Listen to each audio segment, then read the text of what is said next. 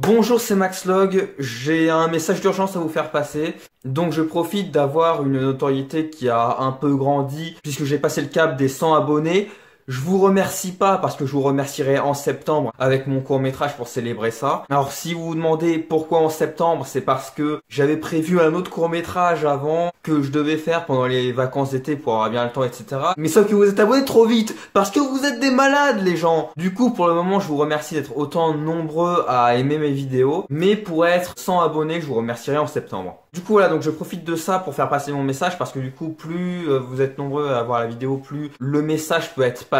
Et d'ailleurs je bouscule mon programme parce que normalement demain je devais sortir un sketch. Mais du coup c'est pas grave, il sortira mercredi prochain. Et du coup je fais ça suite à cette chronique d'Ambre Chalumeau. Aujourd'hui on est mercredi, c'est le jour des sorties cinéma. Mais Ambre, tu ne nous parles pas des films qui sortent, tu veux nous parler des salles de cinéma. Oui, parce que tu l'as dit, aujourd'hui c'est le jour où tous ceux qui sortent des films ont les yeux rivés sur le nombre d'entrées, mais ils le font peut-être avec d'autant plus de stress qu'en ce moment les salles de cinéma vont mal. Le mois de mars était le plus mauvais mois de mars depuis 23 ans. Les salles de cinéma ont fermé à cause du Covid et donc les gens sont passés à la VOD. Toute l'industrie pensait qu'après le Covid, le public allait revenir comme avant le Covid. Sauf que là, il n'y a plus de passe sanitaire, il n'y a plus de jauge et malgré ça le public n'est pas revenu. Aller au cinéma, retourner au cinéma, c'est super important. Déjà, la qualité du film est meilleure puisque vous avez un grand écran, donc vous voyez mieux l'image. Le son est beaucoup mieux qu'à la maison. Et surtout, vous pourrez voir le film plus vite puisque quand un film sort pour la première fois, il sort au cinéma. Sauf pour les exclus VOD bien évidemment, mais au cinéma vous avez une meilleure condition de visionnage qu'en VOD. Alors vous allez me dire que le cinéma c'est trop cher, et je vous comprends. Mais non, pas forcément. Une séance à 15 € c'est dans les gros multiplex. Dans les cinémas indépendants, les places de cinéma sont beaucoup moins chères. Donc allez dans les cinémas indépendants.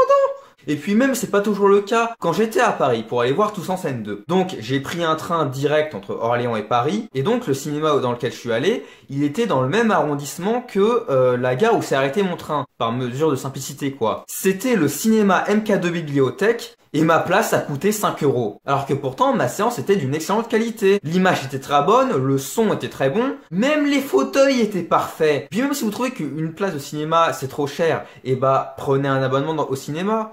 Ça change d'un abonnement à la VOD, puisque être abonné à plusieurs services de VOD, bah ça coûte plus cher que le SMIC. Le rédacteur en chef du Monde, Michel Guérin, qui écrivait que peut-être il est temps d'en finir avec la digue que les salles ont construit entre elles et les plateformes de streaming, parce qu'aujourd'hui c'est les plateformes qui ont certains des films les plus attirants et que c'est des films qui pourraient faire vivre des salles de ciné. En tout cas, il faut qu'un truc change, parce que si on prend le box-office d'aujourd'hui, c'est assez flagrant. Les deux films qui s'en tirent le mieux sont deux films anglo-saxons à très gros casting, et le premier film français qu'on trouve dans le top, c'est Babysitter avec 300 entrées.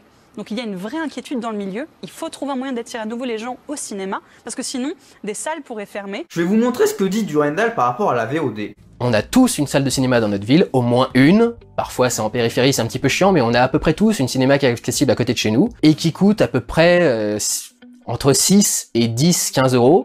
Ce qui est à peu près le prix d'un abonnement à un des services de VOD qui existent, qui vont de, je crois que c'est 3 ou 4 € pour le moins cher, jusqu'à 12 ou 15 € pour HBO Max, enfin 12 ou 15 $ pour HBO Max qui n'existe pas en Europe. Mais la salle de cinéma, c'est vraiment le moyen le plus démocratique d'avoir accès à un film. À peu près tout le monde peut s'y rendre, y compris les handicapés moyennant quelques aménagements, mais qui sont en principe obligatoires maintenant pour les lieux publics, depuis quelques années d'ailleurs déjà maintenant. Les jeunes, les vieux, les parents, les étudiants, les familles nombreuses, absolument tout le monde peut se retrouver au cinéma. On n'est pas obligé de payer tous les mois, on peut payer juste pour la séance qui nous intéresse, contrairement à la VOD où il faut s'abonner obligatoirement. Et donc du coup, déjà c'est un truc très important, et c'est super important notamment pour la communication. Quand un film sort dans un service de VOD, si vous voulez que tous vos potes les regardent pour pouvoir en discuter entre vous, il faut que vous disiez à vos potes de vous abonner au service de VOD et de regarder le film s'ils n'y sont pas déjà. Sinon ça va être très compliqué quoi. Quand un film sort en salle, tout le monde à peu près en France y a accès, ça dépend évidemment du nombre de films qui sont en salle et des programmateurs, mais du coup à peu près en principe tout le monde peut avoir accès aux salles et accéder aux films, et du coup ça aide énormément à ce qu'on parle du film et ça aide énormément à sa communication. Avant qu'un film sorte en salle, vous avez des bandes annonces absolument partout, vous êtes inondé de pubs, et tant que le film est en salle, est à l'écran, il y a une discussion qui existe et qui se crée autour de tout ça. Ce que je trouve dingue au niveau de la VOD, c'est à quel point les films partent dans l'oubli le plus total au bout d'à peine quelques jours. Combien il y en avait parmi vous qui se souvenaient d'Extraction et des Old Guard cette année sur Netflix quoi. Enfin, Project Power, c'est les films, on parle à peine d'eux quand ils sortent et après c'est complètement oublié. Maintenir une activité, maintenir une communication en salle, c'est aussi un truc très important pour maintenir donc, de la communication et des revenus aussi aussi par rapport aux exploitants. Et c'est aussi, et ça c'est très important pour les distributeurs du film, le meilleur système anti-piratage. Parce que Wonder Woman, je crois que tout le monde l'a déjà vu là au 15 janvier alors qu'il n'est pas sorti en France. Wonder Woman 84. Alors que s'il était sorti en salle, le seul moyen de le voir ce serait un HD cam bien pourri avec le son qui résonne, avec les enfants qui se lèvent et qui courent devant l'écran et qui font des ombres chinoises, etc. Ça fait des films qui, à mon sens, arriveront jamais à rentrer dans l'histoire. Parce que déjà tu sais jamais où est-ce qu'ils sont diffusés, une fois qu'ils sont diffusés au bout de 1 ou 2 jours, la plupart des gens arrêtent d'en parler, donc les gens il n'y a plus vraiment de rewatch, les gens en parlent, leur voient plus vraiment. Faudra se perdre dans le catalogue de Netflix pour retomber sur un truc qui peut être parfois intéressant, mais comme la plupart des gens n'auront pas parlé, vous avez de fortes chances de passer sur le truc sans vous rendre compte que c'était un truc plutôt sympa. Et donc du coup pour moi c'est un gros défaut de la VOD, c'est que ça rend toutes les sorties égales et donc anecdotiques. Pour moi ça va être impossible de faire un film qui marque l'histoire en VOD. Donc la VOD est en train de tuer le cinéma. En France, il ne faut pas oublier qu'on a un système où l'argent gagné par les salles de cinéma finance la création de nouveaux films. Donc si les salles de cinéma vont mal, c'est tout le cinéma qui va mal.